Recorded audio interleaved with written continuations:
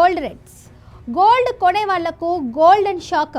2026లో బంగారం ధరలు ఊహించని స్థాయికి ఇప్పుడే కొనేసుకోండి. భవిష్యత్తులో బంగారం ధరలు పెరగనున్నాయి అంటే మార్కెట్ అంచనాలను పరిశీలిస్తే అవుననే సమాధానం వస్తుంది. 2026లో ఔన్స్ బంగారం ధర ఏకంగా 4.5 లక్షలు ఉండవచ్చని అంచనా. ఇక బంగారం ప్రియులకు బిగ్ షాకింగ్ న్యూస్. భవిష్యత్తులో బంగారం ధరలు ఆకాశాన్ని అంటున్నాయి. డ్యూష్ బ్యాంక్ అంచనాల ప్రకారం 2026లో సెంట్రల్ బ్యాంకుల నుంచి బంగారం డిమాండ్ సరఫరా తగ్గుతున్నందున బంగారం ధరలైతే ర్యాలీ కొనసాగిస్తాయని భావిస్తున్నారు. ఇక బహుశా ఔన్స్కు $5,000 అనగా 4.5 లక్షలకు చేరుకోవచ్చని అంచనా అయితే వేస్తున్నారు. ఇక అదే జరిగితే బంగారం 10 గ్రాములు 1.35 లక్షల నుంచి 1.45 లక్షలకు పెరిగే అవకాశం ఉందంటున్నారు. ఆర్థిక అనిశ్చితి, కేంద్ర బ్యాంకుల కొనుగోళ్లు వంటి అంశాలే ఈ అంచనాకు కారణమని భావిస్తున్నారు. తద్వారా బంగారాన్ని సురక్షిత పెట్టుబడిగా నిలిచేలా చేస్తుందని అంటున్నారు.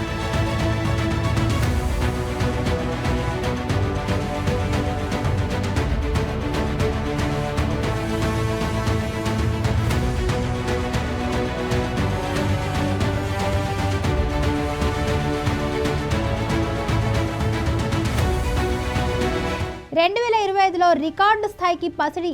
ఏది ఏమైనా సెంట్రల్ బ్యాంకుల నుంచి బంగారం కొనుగోళ్లు పెరిగినందుకు 2025లో బంగారం ధరలైతే రికార్డు స్థాయికి చేరుకున్నాయి. భవిష్యత్తులో ఈ కొనుగోళ్లు కొనసాగితే బంగారం డిమాండ్ పెరుగుతూనే ఉంటుంది. ప్రపంచవ్యాప్తంగా ఆర్థిక అనిశ్చిత, ద్రవ్యోల్బణం వంటి అంశాలతో పెట్టుబడిదారులను సురక్షిత ఆస్తులైన బంగారం వైపు మళ్లించాయి.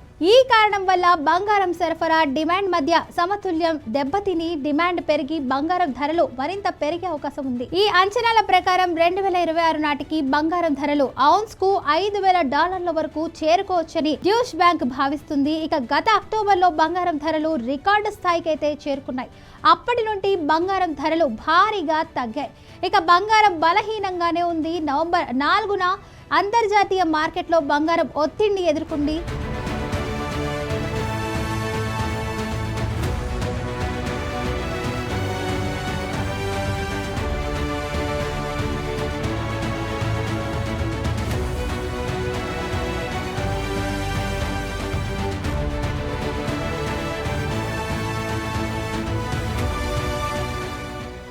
ఇక బంగారం గురించి అయితే పెట్టుబడిదారులు అనేక ప్రశ్నలు అయితే లేవనెత్తుతున్నారు.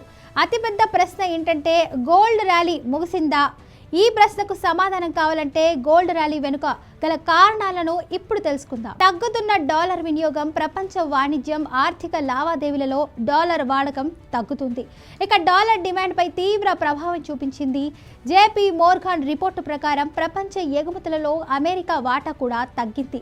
ఇక కేంద్ర బ్యాంకుల విదేశీ మారక నిల్వలలో డాలర్ వాటా 2 దశాబ్దాలలో కనిష్ట స్థాయికి పడిపోయింది. ఇక ప్రపంచ వస్తువుల వాణిజ్యంలో డాలర్ వినియోగం భారీగా తగ్గింది. డిజిటల్ కరెన్సీ వినియోగం. ఇక మోర్గాన్ స్టాన్లీ ప్రకారం బంగారం ధరల పెరుగుదల, డిజిటల్ కరెన్సీ వినియోగం పెరుగుతుంది. కేంద్ర బ్యాంకులు డాలర్పై ఆధారపడటాన్ని తగ్గిస్తున్నాయి.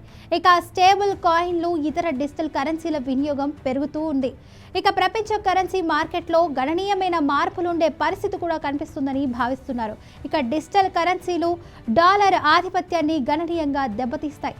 అదే జరిగితే బంగారం ధరలు ఇంకా పెరుగుతూనే ఉండొచ్చు. సో పెట్టుబడిదారుల డిమాండ్ ఏఐ విషయంలో పెట్టుబడిదారులు ఆందోళన చెందుతున్నారు.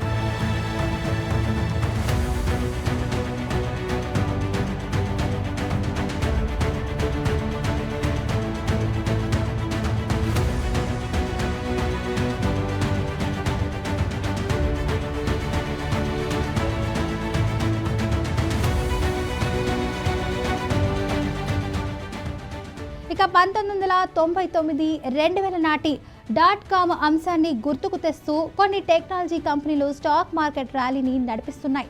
బంగారం డిమాండ్కు మద్దతుగా బంగారం ITFలలో పెట్టుబడిదారులు భద్రతను కోరుకుంటున్నారు.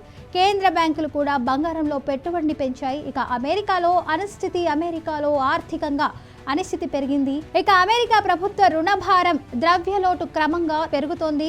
సుంకాల పెంపు కూడా ఇందుకు మరో కారణం. ఇక ఫెడరల్ రిజర్వ్ ముప్పు పొంచి ఉంది. ఈ అంశాలు డాలర్పై పెట్టుబడిదారుల విశ్వాసాన్ని దెబ్బతీశాయి.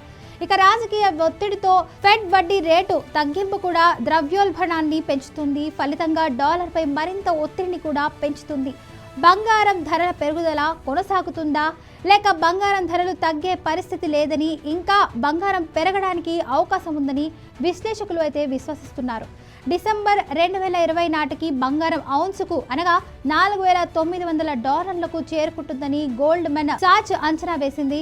ఇక వచ్చే ఏడాది మధ్య నాటికి బంగారం ఔన్సుకు $4,600లకు చేరుకుంటుందని ANZ విశ్వసిస్తుంది.